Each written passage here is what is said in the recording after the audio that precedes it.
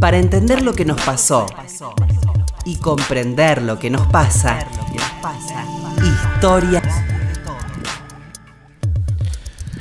Hola, buenas tardes, ¿cómo les va? Acá estamos nuevamente en Historia de Nuestra Historia. ¿Qué tal, Roberto? Hola, Felipe, ¿qué tal? Buenas tardes. Bueno, estamos aquí nuevamente en nuestro habitual horario de los domingos a las 14 horas por Radio Nacional. Muchas gracias a toda la gente de todo el país que nos escribe, nos comenta el programa. También nos pasa cuando viajamos. Es un programa que se escucha mucho, la radio se está escuchando. Así que, bueno, muy contentos de seguir aquí con este programa. Hoy vamos a hablar con Silvia Urich, autora de varios libros. Vamos a hablar de dos de ellos, muy distintos uno del otro, pero con un vínculo, hay un vínculo que sería la figura de Perón. El libro se llama Los perritos bandidos, uno de ellos, y el otro es Escuchen lectorcitos sobre la Biblioteca Infantil General Perón, ¿no? Vamos a distribuir el tiempo según nos dé. Nosotros somos un programa muy anárquico, así que veremos cómo lo desarrollamos. Nos jactamos de eso, somos muy cronopios, diría Cortázar. Así que vamos a empezar por este libro tan interesante sobre perritos bandidos, que es los perros de Perón en realidad, pero también hablar de los perros en la historia argentina, la protección de los animales, un tema sobre que por supuesto la historiografía no transita prácticamente, ¿no? Lo hacemos con efecto de fondo, ¿no? Tenemos ahí un can. La previsión de Martín Mesuti. Sí, de la producción también de Martín Piña, preparando el perro de fondo, así que sabrán comprender que tiene que ver con lo que estamos hablando. Claro. No con un error de transmisión ni nada de eso. Bueno, Silvia, muchas gracias por venir. No, al contrario, gracias. Bueno, ¿cómo se te ocurrió un libro sobre los perros bandidos, la historia de los perros, la protección de los animales? Bueno, por una parte, por una participación, una militancia en sociedades protectoras de animales y una necesidad de entender un poco más sobre qué había ocurrido antes de mi propia participación y la de mis compañeros, porque percibíamos que había determinadas tradiciones que no podían explicarse sino a través de otros orígenes, alguna historia previa, ¿no? Sobre todo ver que la actitud de los argentinos hacia los animales era diferente a la de ciudadanos de otros países, ¿no? Muchos latinoamericanos se sorprendían de las actitudes que a veces hoy uno advierte generalmente con la gente que alimenta animales. Hoy se ve mucho más en las redes sociales ese tema. Las guardas, ¿no? Las casas de guarda. Pero esto ya viene, hoy quizás se visibiliza más, pero realmente viene de larga data, y entonces un poco la necesidad de entender cómo puede haber surgido. ¿Y cómo surgió esto?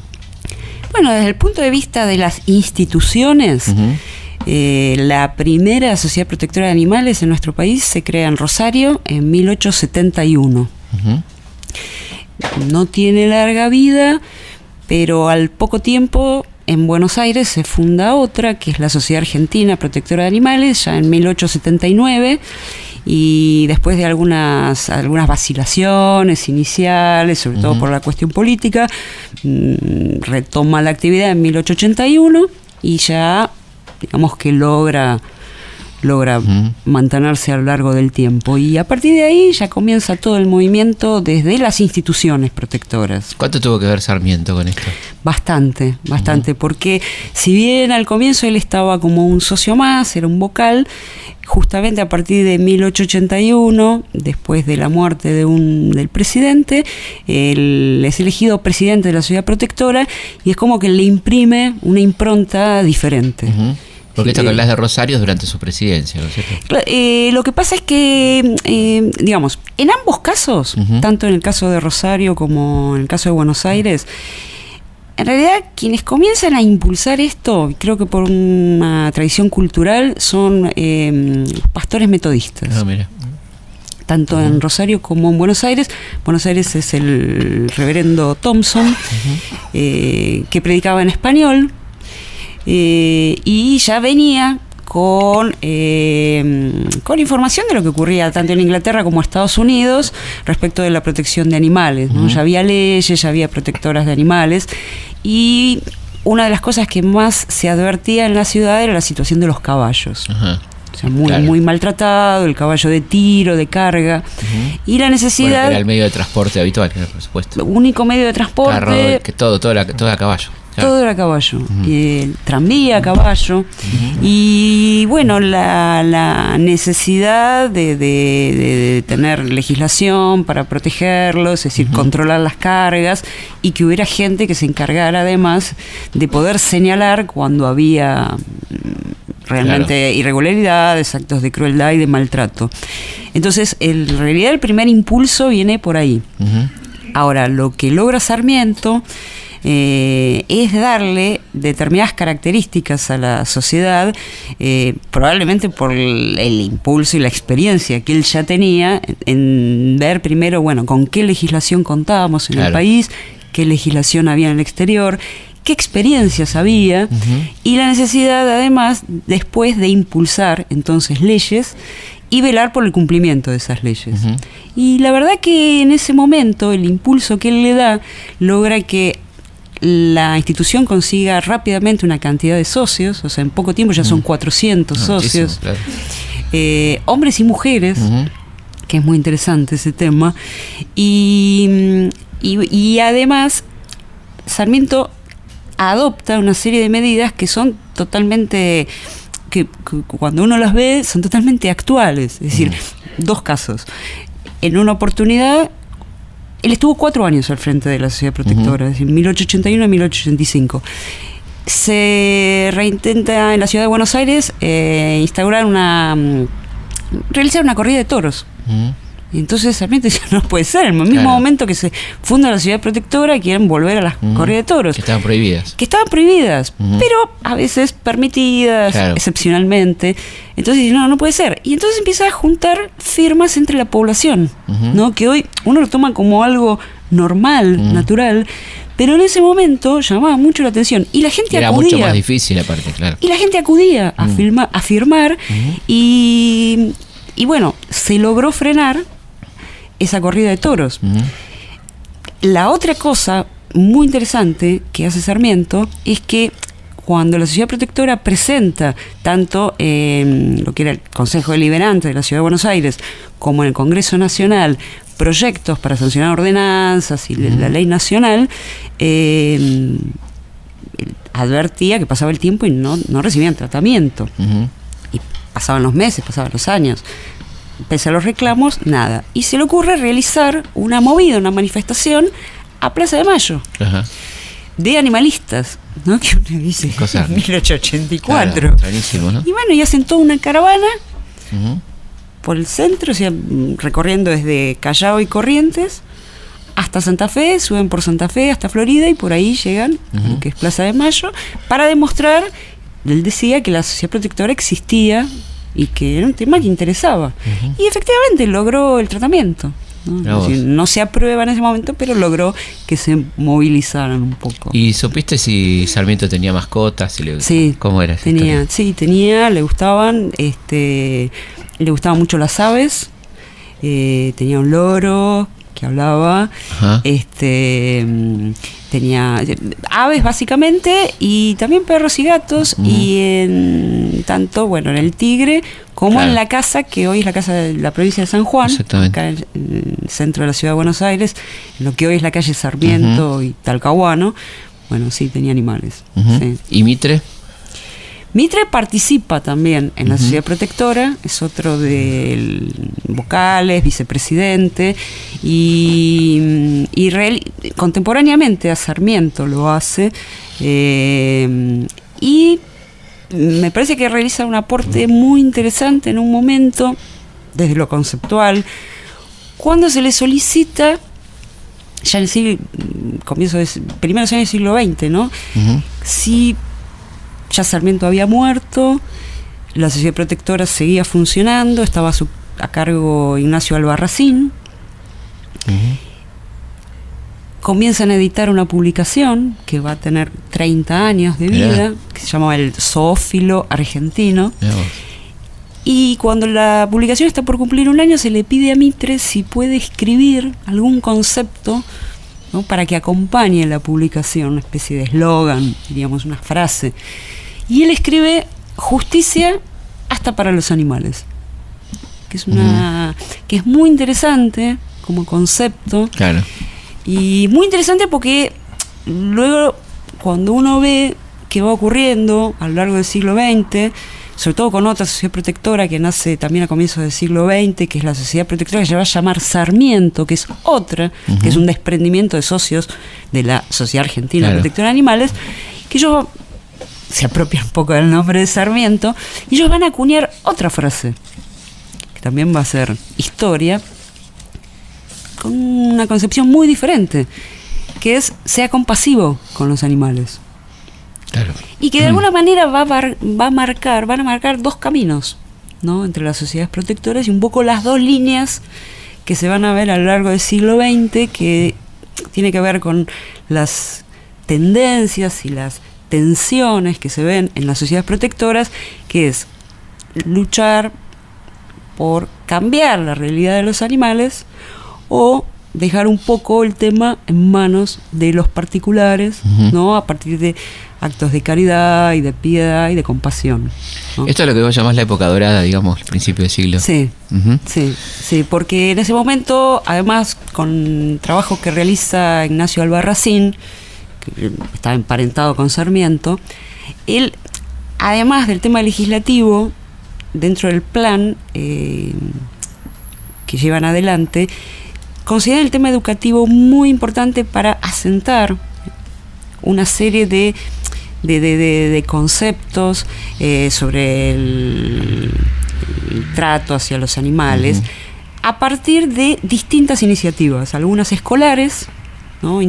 Incorporar en los planes de estudio el tema de protección de los animales, que lo logra hacer en algunas asignaturas, pero además la creación de distintas instituciones para reforzar esto. Entonces ahí es cuando él inventa el Día del Animal. Claro.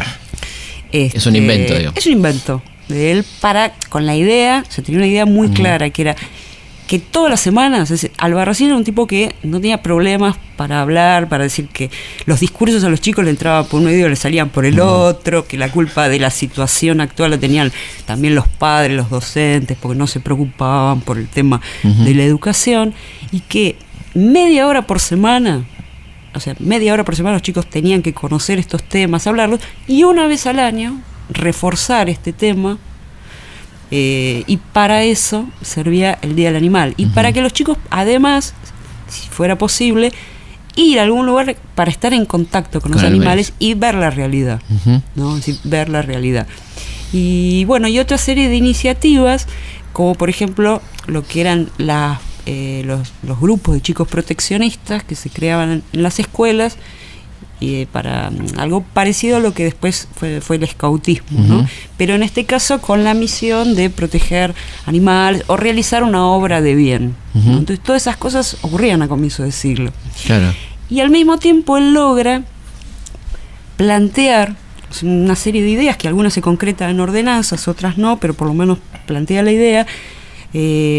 Por ejemplo, cerrar el zoológico, eso, totalmente revolucionario, que ya lo plantea en 1910. Abierto por Sarmiento. Abierto por Sarmiento, por eso no tenía problema. Es decir, que era una cárcel para los animales, que había que cerrarlo, que era una pretensión humana de encerrar en unas pocas hectáreas todo lo que vuela, nada, repta, corre, ¿no? Que no tiene nada que ver eso con la vida en estado silvestre, que había que cerrarlo, y que en ese momento sonaba muy extraño. Claro. Prohibir el trabajo de los animales en los circos. Mira vos todo lo que se tardó, ¿no? Sí. Porque decía, si el trabajo de los chicos está prohibido, el trabajo de los animales tiene que estar prohibido, porque ellos no pueden decidir. Claro. Todo eso se planteaba. Prohibir la pirotecnia, que en ese momento también parece que los periódicos, cada vez que anunciaban algo, tiraban pirotecnia, que le hace muy mal a los animales. Claro. Y otra cosa, en 1910, prohibir en los cines, que planteaba él, y creo que lo logró durante un tiempo, cine que recién empezaba acá, escenas de violencia hacia los animales, es decir, que no se pasaran películas de corrida de toros, porque si las corridas de toros estaban prohibidas, entonces ¿por qué se las exhibía? Bueno, entonces todo eso se discutía alrededor de 1910. Y acá hablas del tiro a la paloma, que fue, ¿no? Que fue, bueno, no sé si sigue existiendo todavía. No. Como tiro al disco, ¿no? A ver, está prohibido. Ujú. Está prohibido. Eso sí que está explícitamente prohibido en la ley penal. Ujú. Pero en aquella época, ¿cómo era? También estaba prohibido. Ajá. Sí. Ahora. Convengamos una cosa, la ley que conocemos como la ley Sarmiento, que es esa ley que impulsa Sarmiento y que se termina sancionando una vez que ya Sarmiento estaba muerto, Ujú. pero bueno, Albarracín sigue trabajando Claro. hasta que se sanciona la ley, digamos, no tipificaba los delitos, que además eran faltas, en ese Ujú. momento no, Claro. era una ley nacional, pero no era una ley penal, por justamente un debate que hubo en el Congreso que no quisieron que fuera una ley penal. Entonces no estaba tipificado como Claro. delito el tiro. Y si no hay tipificación, no hay delito. No, Claro. pero sí tenía una redacción amplia Ujú. que permitía incorporarlo como una falta, un delito, y además a través de la sanción después en los municipios de ordenanzas, ahí sí, taxativamente se prohibía. Claro. No obstante eso, se incumplía. Bueno, gran lucha de Albarracín para frenarlos y cosa que lo logró. O sea, lo lograba, o sea, lograba frenarlo y prohibirlo, Ujú. porque se interpretaba que la ley Sarmiento realmente sancionaba todos los actos de crueldad y maltrato. Ujú. Y las ordenanzas, en aquellos municipios, ¿no?, donde se practicaba, si existía la ordenanza, ahí sí, lo prohibía. Cuando hablas del legado inglés con respecto a los perros, ¿a qué te referís? Bueno, porque por un lado está el tema de la tradición cultural que permite, por lo menos, pensar a algunas personas que es posible nuclearse Ujú. para defender a los animales, ¿no? Claro. Eso empezó en Londres. Ujú. Pero al mismo tiempo, bueno, el tema de la rabia, Ujú. que probablemente también haya venido con los ingleses. Ajá. Pues digamos que hubo dos legados diferentes, ¿no? Y el tema de la rabia fue terrible. Claro. Y bueno, los perros lo han sufrido, existiera la rabia o no, Ujú. porque hasta hace 20 años a los perros se los seguía matando Claro. por el tema de rabia. La famosa sufrieron o perrera, ¿no? La famosa perrera como un tema de profilaxis. ¿Cuándo empieza la perrera a funcionar? Bueno, acá ya, por lo que yo leí, ya existía en el siglo XIX, XVIII, ya existía. Ujú. O sea, ya existía Claro. cogida de perros. Sí, sí, sí. Sobre todo en la zona de los mataderos, ¿no? Claro. Porque, bueno, es ahí donde aparentemente empieza a desarrollarse el tema de Claro, rabia. la rabia, claro. Sí. Y a partir de algunos perros que vinieron Ujú. con los ingleses Los cimarrones. durante las invasiones. Ujú. O sea, perros que venían incubando la rabia y que la terminan de desarrollar acá. Y bueno, ahí es cuando se expande la rabia. Ujú. Y ahí arranca la perrera entonces. Y ahí arranca la perrera, que Ujú. no se detiene, digamos. En realidad, lo que llamamos la perrera sigue hasta hoy. Sí, sí. El Instituto Pasteur, digamos. Sí, pero la fundamentación para capturar y matar perros Ujú. por un tema de profilaxis, eso terminó en los años 80. Y ahí hablas vos del el espolón, ¿no? ¿Qué sería el espolón? Con respecto a los perros, ¿no? A los caballos, ¿no? A caballos, claro. Y la capa también. Claro, bueno, porque en los años 30, bueno, luego del golpe del 30, Sí. la situación de las sociedades protectoras cambia bastante con respecto a todo lo que estábamos hablando. Ujú. Es decir, todas estas iniciativas, todas estas ideas novedosas que las sociedades protectoras de animales impulsaban, es decir, en el sentido de que la sociedad podía traer novedades, Ujú. pero dejaba para que el Estado se hiciera cargo Claro. de todo lo que fuera la justicia, la salud, Ujú. ¿no? Y un poco se reservaba ese rol de fiscal. Empieza a quedar un poco en manos todo eso de las sociedades protectoras, Ujú. por iniciativa de las sociedades protectoras. Claro. Y las sociedades protectoras empiezan a, digamos, los miembros de las sociedades protectoras empiezan a concebir que es una atribución y una tarea de los particulares encargarse de esto. Ujú. Y no es extraño tampoco si uno analiza la composición de estas sociedades protectoras de los años del 20, 30 y ya Ujú. 40, que así como antes habíamos nombrado que estaba Sarmiento, después Ignacio Albarracín, ya toda la composición de las nuevas sociedades protectoras, cuando uno empieza a ver quiénes fueron sus integrantes, hay miembros de las sociedades protectoras que integraban la Legión Cívica, Ajá. la Liga Argentina Patriótica, bueno, Sí. es decir, hay una concepción diferente de lo que es el mundo, Claro. y lo que debe ser la tarea de una institución. Entonces empieza a cambiar la idea de que hay tareas que debe realizar el Estado hay tareas que hace la sociedad protectora. Claro. Y entre esas tareas, ya justamente, por eso comentaba antes que esta es una de las instituciones que acuña esa frase que es sea compasivo con los animales, cosa que es correcto, Sí, ¿no? claro. Es el tema de la compasión.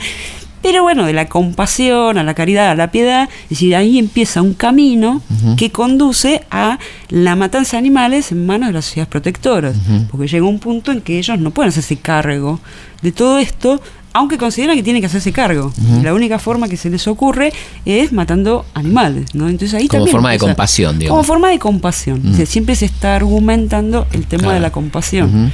¿no? Es Ese una famoso cosa- sacrificio se decía, Sí. ¿no? Lo sacrifiqué. Sí. que Y un nace en detalle, esa ¿no? Que es el época. tema de la ausencia del Estado. O sea, sea compasivo usted individualmente. Sí. O sea, el Estado verá que lo que hace. Claro, porque el tema de la compasión, la caridad, la piedad, además queda en manos de la gente que quiere y que puede. Y cuando Claro. no puede, no quiere, bueno, Sí, listo. ya está. Si no queda otra cosa. Se mataban animales, caballos, perros, pero con el mismo argumento de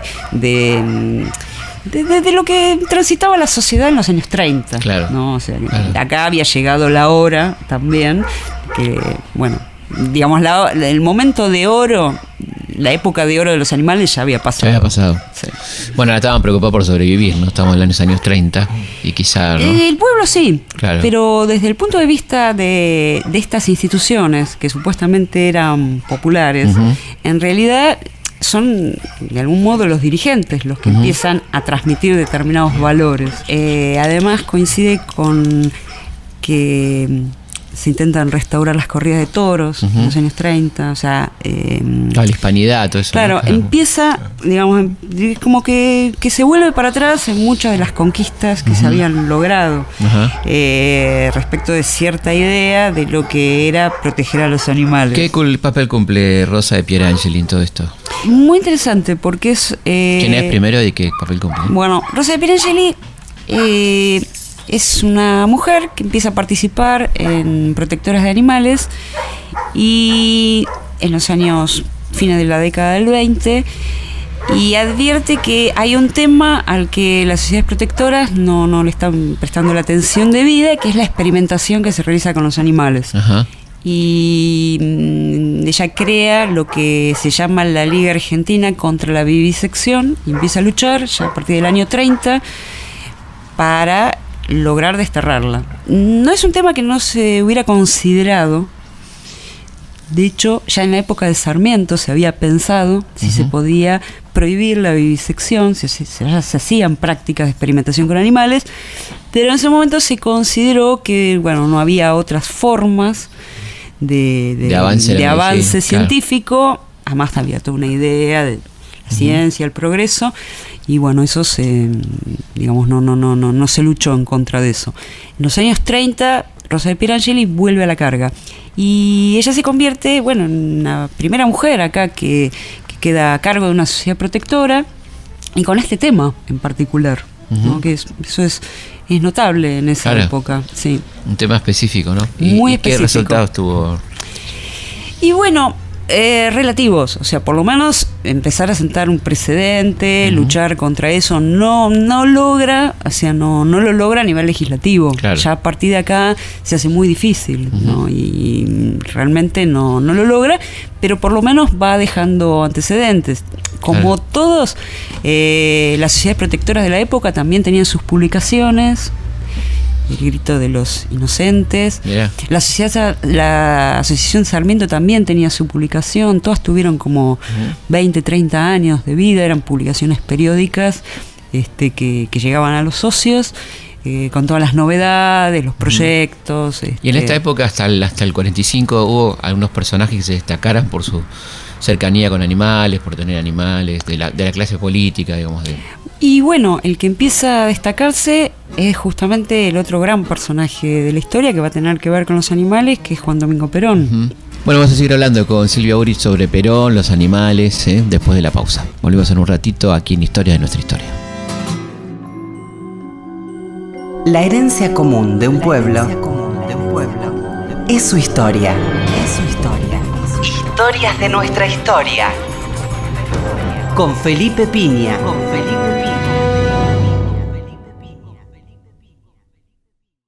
Seguimos en Historia de nuestra historia hablando con Silvia Aurich sobre los perritos bandidos, en realidad una historia de la protección de los animales en Argentina, un tema muy interesante, muy poco transitado. Estamos hablando de Perón como una de las personas que más se ocupó, que más le importó el tema de los animales, ¿no? En la historia argentina.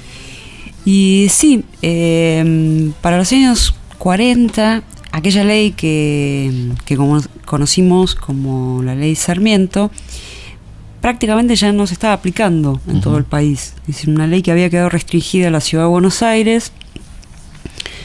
En su momento era para la ciudad de Buenos Aires y los territorios nacionales, pero a medida que los territorios se fueron provincializando y el resto de las provincias no adhirió a esta ley, no tenía aplicación. Todas las protectoras, que ya había muchas para entonces impulsaban nuevas leyes, o sea, mejorar la ley, que se aplicara en todo el país, incorporar nuevos delitos, pero siempre presentaban leyes de tipo nacional. Es decir, que iban a revivir este problema. Es decir, una ley nacional, a una ley nacional las provincias tienen que adherir. Si no adhieren, justamente entonces hay un tema muy interesante, que es la figura de la que hablábamos, que es Perón, que hoy recordamos a veces algunas imágenes como íconos, ¿no?, de Perón con sus animales, pero a veces sin profundizar en este tema, ¿no?, sin profundizar en el hecho de que Perón fue un hombre que realmente siempre, desde chico, vivía rodeado de animales, que amó a los animales, especialmente a los perros, caballos, aves, especialmente perros y caballos. Que, digamos, esta afición se hace más popular a partir de las fotos. No obstante, eso podría quedar como algo personal, algo que no fuera más allá de un gusto personal. Sin embargo, el gran aporte es impulsar una ley, ¿no?, en el año 53, luego de 2 proyectos que él ya envía al Congreso, y en el año 53, bueno, le da la orden a Aníbal Benítez, que era Antonio Benítez, perdón, que era presidente en ese momento, diputados, para presentar un proyecto, pero de una ley penal. ¿Y qué es la ley? Ya no es una falta, digamos. Claro, ya no es una falta. Y bueno, va a comisión, hace todo el recorrido, se trata en comisión, la Comisión de Legislación Penal, queda ahí durmiendo un año hasta que finalmente se trata en el recinto sobre tablas y se debate en el recinto. Y se aprueba.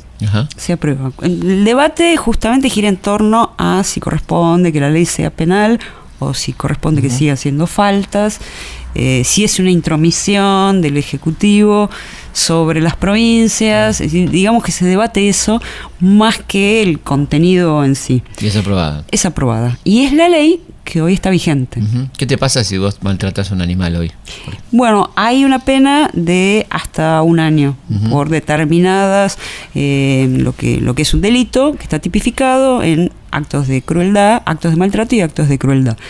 Es una ley que ya tiene 60 años, que en su momento... Habría que actualizarla. Habría que actualizarla, pero bueno, en su momento no muchos países tuvieron una ley, hay muchos que no tienen, ¿no?, leyes penales para sancionar, tipificar el maltrato.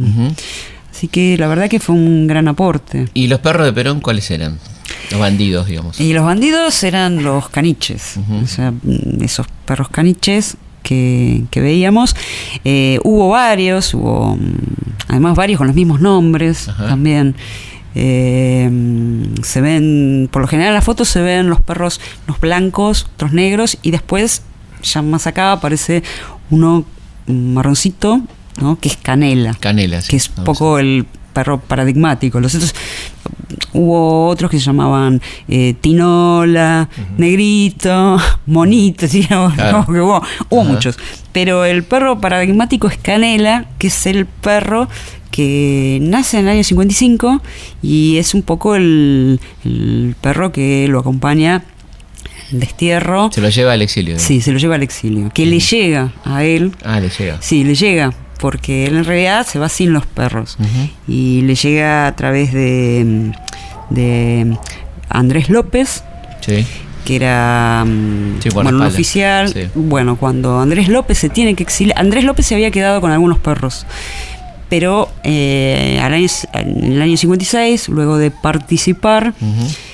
junto con Valle en Claro. evento de revolución, se tiene que exiliar, previo paso por la embajada de Haití. Ujú. En ese momento los perros quedan con el embajador de Haití. Y cuando al poco tiempo el embajador también tiene que exiliarse, es declarado persona no grata, se lleva a los perros. Ujú. Y le envía esos perros desde Haití a Venezuela, donde ya estaba Perón. Claro. Y bueno, según Andrés Increíble. López, fue muy emocionante el reencuentro. Y el que se hizo cargo fue Andrés López, de llevar Sí, los perros. Sí, ¿Mm? sí, Bueno, una persona que hemos entrevistado más de una vez, súper interesante sí, el testimonio, ¿no? sí. Y las fotos clásicas de Perón con los caniches son, bueno, históricas ya, ¿no? Son históricas. Otro dato... Y esos caniches estuvieron después de la muerte de Perón. ¿Qué pasó con eso, con Canela, por ejemplo? Bueno, Canela murió en el 66, de todos modos. O sea, Perón, en Puerta de Hierro, cuando muere Canela, Ujú. dicen, sobre todo Tomás Eloy Martínez, que bueno, registró algunos momentos, que lo sintió, o sea, Perón dice que lo sintió como la muerte de una persona. Y ahí realiza una lápida, lo entierra debajo de uno de los árboles que él había plantado ahí en la quinta, y realiza una lápida que dice: Canela, 1955, 1966, el mejor y más fiel de los amigos. Ya. Y dicen que que él paseaba por ahí, paseaba con algún dirigente y trataba de hacer coincidir caminata y charla, ¿no? Sobre todo con alguno que él consideraba que era desleal, Claro. y se detenía ahí, ¿no? Le mostraba ahí la lápida y decía: este es el único que me quiso, Claro. el único que me fue fiel. Ahí está, mira. Hay una leyenda dentro del peronismo que habla de que por ahí el maltrato a uno de los animales le costó la relación con un dirigente joven. Bueno, en realidad se repite a menudo eso, porque cuando lo iban a ver, estaban los perros dando vueltas, ladrando, prendiéndose a los pies, y alguno, claro, no se da cuenta, lo empujaba, y Perón era una cosa de eso que no... Imposible. No, imposible, o sea, era parte de su familia, o sea, no, una cosa que no podían concebir. Él era muy crítico de esa frase de: cuanto más que conozco a los hombres, más quiero a mi perro, porque él decía, entonces nadie vio la ternura con que mira un animal. Sí. Un animal. Ningún hombre puede mirar con esa ternura. Exactamente. Sí, Y sí, acá sí. después, cuando vuelve del exilio, ¿trae perros? Trae perros, trae los hijos descendientes de Canela, Ah, mirá. que vuelven a llamarse con los nombres anteriores. Hay una Tinola, Puchi, por eso ahí se empieza a complicar, seguir ahí el árbol genealógico. Y vuelve a haber otro Canela también. Ajá. Y bueno, hasta donde yo seguí, quedan en manos de Isabel, esos perros. Y bueno, ya Me quedan en imagino que manos de eran ella. atendidos por López Rega, seguramente. Y sí, seguramente, ¿no? Pobrecito. Estaban en manos de López Rega, muy probablemente. Seguimos conversando con Silvia Aurich sobre su libro Los perritos bandidos y la protección de animales a lo largo de la historia argentina. ¿Qué pasó después de la queda de Perón con la Sociedad Protectora de Animales y este impulso que le había dado Perón a la cuestión, ¿no? Sí. Bueno, pero ese error de lo de la sociedad de beneficencia, o sea, viene a cuento porque justamente el accionar de las sociedades protectoras en ese momento es semejante al de la sociedad de beneficencia, excepto que acá mataban a los perros. Claro, ¿no? claro. No mataba a los chicos. Claro. Pero un poco la idea de que, bueno, esa era la forma de actuar.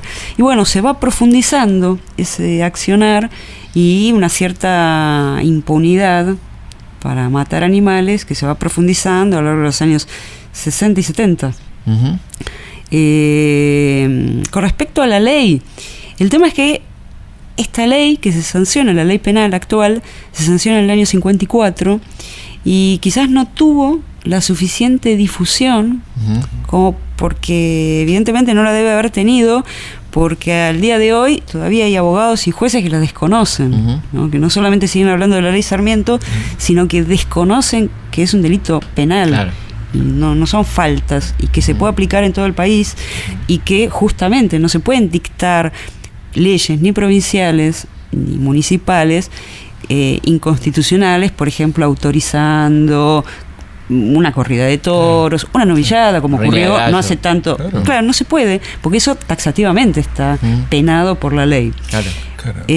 Ahora, bueno, por otra parte, las sociedades protectoras comienzan a profundizar este tema que los conduce a un callejón sin salida, porque en la medida que se hacen cargo de cosas que los exceden, empiezan a plantear que la única salida, sobre todo en el caso de animales domésticos, ¿no?, es la matanza de animales. Estamos hablando siempre de animales sanos, ¿no? Sí, O sea, sí, no sí, se sí. está planteando acá tema de Claro, eso, es otro tema. El sacrificio. Pero claro, para que no sufran. Ujú. Y eso se esta va señora de la alta profundizando. sociedad, que es presidente de la sociedad y que es Sí. impulsada por matar animales, ¿no? Sí, Clara Leloir Unzué.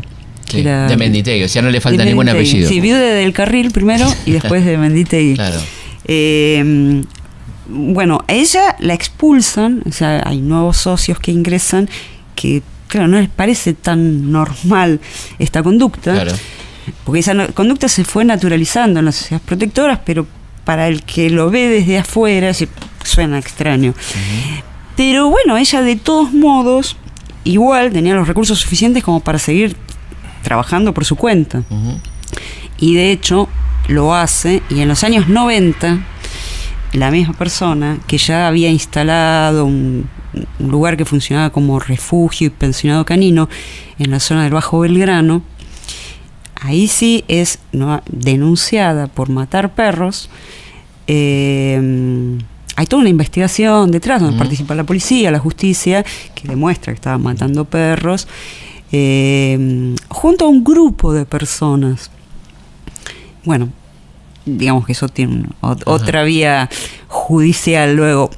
Ahora, lo interesante del caso es que permite poner de manifiesto que hay una serie de personas que no solamente en forma particular, sino junto con los municipios del conurbano, se dedicaban a contribuir, colaborar materialmente también con la matanza de animales. Entonces, junto con esta señora, Clara Leloir Unzué, ahí sale a la luz otra sociedad protectora, creada en los años 70, que se llama Amigas de los Animales, que tenían un perfil muy bajo, pero eran conocidos en la zona norte del conurbano como el grupo de las alemanas. Ajá. Y resulta que en el grupo de las alemanas, la presidenta, que se llamaba Geralda Baumler, estaba de Olmo. De Olmo. Cuando todo esto trasciende, ¿no?, y la policía ya tenía detectado que hay un grupo, una protectora de la zona de Olivos que trae perros semanalmente para que los maten, algunos proteccionistas, el doctor Casais, que era un médico que estaba investigando este tema, descubre que, pero como el grupo este de las alemanas son las mismas que ayudan a todos los municipios, o sea, Vicente López, toda la zona Norte. sur, norte, sur, Lanús, Quilmes, Avellaneda, Loma de Zamora, donde todos los antirrábicos tenían una cámara de gas para matar animales. Y resulta que había una protectora que ayudaba, que contribuía económicamente y verificaba que se usaran esas cámaras de gas para matar animales. Y eran las alemanas, nada más. Eran las alemanas. Pero Qué impresionante, ¿no? Sí, pero resulta que cuando bueno, revisando los estatutos de la sociedad protectora, esta señora Geralda Baumler, casada con Pedro Olmo. Pedro Olmo, el alias de Walter Cushman, que era un nazi refugiado acá. Impresionante. Bueno, buscando todo, digamos, todos los elementos, realmente era la misma persona, se trataba de la misma persona, el mismo grupo. Y lo más impresionante era la actitud de los funcionarios, ¿no? Entonces diciendo, bueno, miren que ustedes están recibiendo ayuda de esta gente. Funcionaba muchas veces diciendo, bueno, nosotros en política no nos metemos. Claro. Bueno. Y ellos fueron los impulsores de la cámara de gas. Sí, que se usó en los años 80 hasta entrados los 90, hasta que el tema comienza a trascender en los medios y entonces los intendentes empiezan a tomar cartas en el asunto, ¿no? Para ver qué está pasando y bueno. ¿Y este Olmo cómo termina? Pedro Olmo. Sí. Pedro Olmo estaba llega a la Argentina, creo que en el año 48. Él es uno de los que trabaja en Osram y vive bajo este nombre. Vivía con su mujer en Belgrano, en la calle Sucre, cerca de Sucre y Kramer, y parte de su familia estaba instalada en Vicente López. En el año 73 es denunciado por Simón Wiesenthal, y desaparece. Desaparece acá de Buenos Aires. Pero evidentemente sigue teniendo su vida normal entre Belgrano, Vicente López y Miramar, donde tenía una casa. En el mismo año, en el año 73, es cuando la esposa crea esta asociación, que se llama Asociación Amiga de los Animales, o sea que muy lejos no se habían ido. Se empiezan a trabajar en ese año. Y finalmente en el año 85, ya durante el gobierno de Alfonsín, es detectado nuevamente Wiesenthal, Cushman, Vicente López, y ahí es cuando lo detiene Interpol, con la idea era extraditarlo para juzgarlo en Alemania. Él tiene una descompensación cardíaca, creo que no recuerdo ahora en qué hospital estuvo, si en el Fernández, parece, y ahí es cuando fallece. O sea que en realidad... Bueno, impune. Sí. Bueno, impune. Sí. Pero hablando de cosas lindas, está don Cátulo Castillo, ¿no? Claro. Un gran protector, fanático de los perros, ¿no? Sí. Y él es el fundador de MAPA. En los años 70, 74, funda MAPA, justamente con la idea de que hubiera en la ciudad de Buenos Aires por lo menos algún hospital para animales, ¿no? Porque no había, y de hecho no hay lugares públicos para animales. No existen. No. Como comentario, acá hubo uno, perdón, para cerrar algo sobre MAPA. Iba a ser un hospital que se crea, se funda y finalmente funciona muchos años, impulsado por una sociedad protectora, es decir, un lugar de algún modo privado, pero con costos reducidos. Pero no hay un lugar público gratuito para animales. Hubo uno durante la gestión de Ibarra, a fines de la gestión de Ibarra, se llegó a inaugurar un hospital, pero lamentablemente, bueno, ya concluía su gestión y la gestión que lo siguió, que fue la de Macri en ese momento, rápidamente lo cerró ese lugar. O sea que no hay en la actualidad un lugar para atención veterinaria en la ciudad de Buenos Aires. ¿Cuál es la situación actual de esta cuestión, digamos, de la protección de animales? Y a nivel de las instituciones protectoras de animales, realmente hay un gran movimiento. Quizás lo que no hay, a diferencia de lo que había en sus comienzos, antes quizás había menos instituciones, quizás más poderosas, con voces quizás autorizadas, ¿no? Dentro de la sociedad, que transmitían determinados valores, que después uno puede discutir, bueno, a ver qué valores estaban transmitiendo. Hoy lo que se nota es una gran diversidad, hay mucha gente realmente, y bueno, ha llegado a más gente en la población. Y una ausencia total de política estatal, ¿no? Totalmente. Al respecto. Totalmente. O sea, iniciativa privada, pero no... Totalmente. Iniciativa privada en el buen sentido de la palabra, porque suena raro iniciativa privada, pero digo, la gente... No, el impulso y la voluntad, ¿no? Que afortunadamente existe, eso. Claro. Y bueno, mucha gente reclamando, ¿no? Por eso es interesante saber, a veces, bueno, a ver cómo se van gestando estas tradiciones y cuáles son las ideas que prevalecen, ¿no? ¿Bajo qué paradigma? Y Buenos Aires es una ciudad muy perrera, ¿no? Mucho. Y gatera. Y gatera, de las más del mundo. Está ¿no? digamos que está dentro del promedio, pero lo que me parece que es más quizás notable es la posición sobre todo de todos los proteccionistas, que ahora son miles, en contra de la matanza de animales abandonados, como método para resolver la superpoblación. Cosa que no ocurre en los países anglosajones, por ejemplo, donde tiene muy naturalizada la matanza de animales. Me acuerdo con un conflicto muy fuerte en Ushuaia hace poco, ¿no? Ahora se estaba al tanto, por supuesto, ¿no? Porque ahí sí, eso me parece una cosa súper interesante, que es ese cambio de paradigma que hubo después de estas sociedades protectoras que habían naturalizado la matanza. Hoy los proteccionistas por lo menos no conciben que la muerte sea la forma de resolver este problema, ¿no? Y eso me parece que es un gran logro.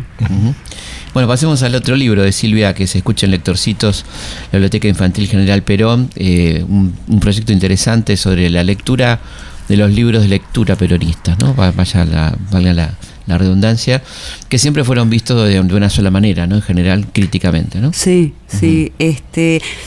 Hay una colección que es la Biblioteca Infantil General Perón, que es una colección de libros infantiles, pero de recreación, que es previa a la aparición de estos libros de lectura. Claro. Porque estos son libros que se publicaron en el año 47.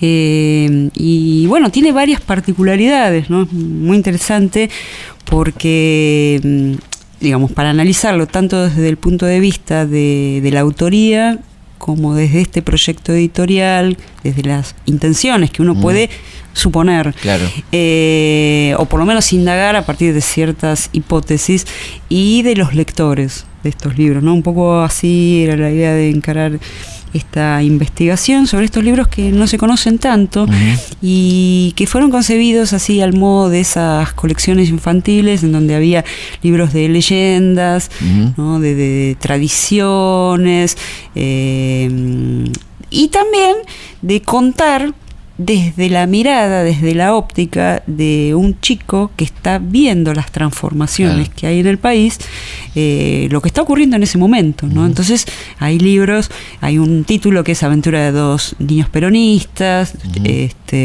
Historia del 17 de octubre, pero que me parece que lo más notable es cómo están narradas estas historias, ¿no? Primero, que no están relatadas desde la óptica, como sí ocurría en muchos libros de la época o previas, desde la óptica del chico de clase media o alta que observa al pobre niño, ¿no? Al que hay que brindarle determinada ayuda, sino que es el chico que está viendo las transformaciones. El protagonista, en este caso, es el chico, él. La mirada está desde él, que está viendo esas transformaciones.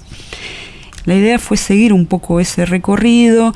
El autor, indagar un poco acerca de la figura del autor, Gómez Díez, que era un guionista de radio, y que un poco esos libros tienen esa impronta de guión radiofónico, ¿no? Cuando le está hablando a sus lectores, ¿no? Y por eso un poco el juego de escuchen lectorcitos, porque parecen libros escritos para ser leídos en voz alta, en la radio, ¿no? Hablándole a los chicos, chicos, presten atención, ¿no? Digamos, más que para ser leído en forma silenciosa, individual, ¿no? Da esa sensación de haber sido concebidos como para ser leídos en forma grupal, o como para que alguien se lo lea a los demás, que quizás no sabía leer, o que quizás iban a leer por radio.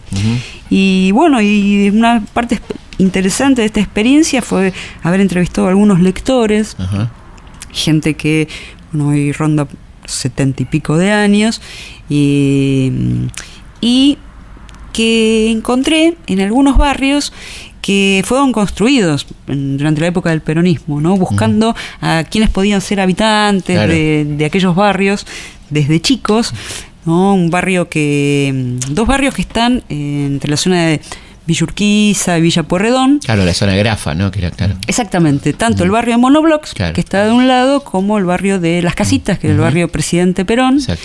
Que estaba en torno a la fábrica más grande de textil de Sudamérica, que era Grafa, ¿no? Que hoy es un supermercado. Walmart, exactamente, sí. Hablando con la gente, hablando con los vecinos antiguos de la zona que habían llegado ahí de chicos,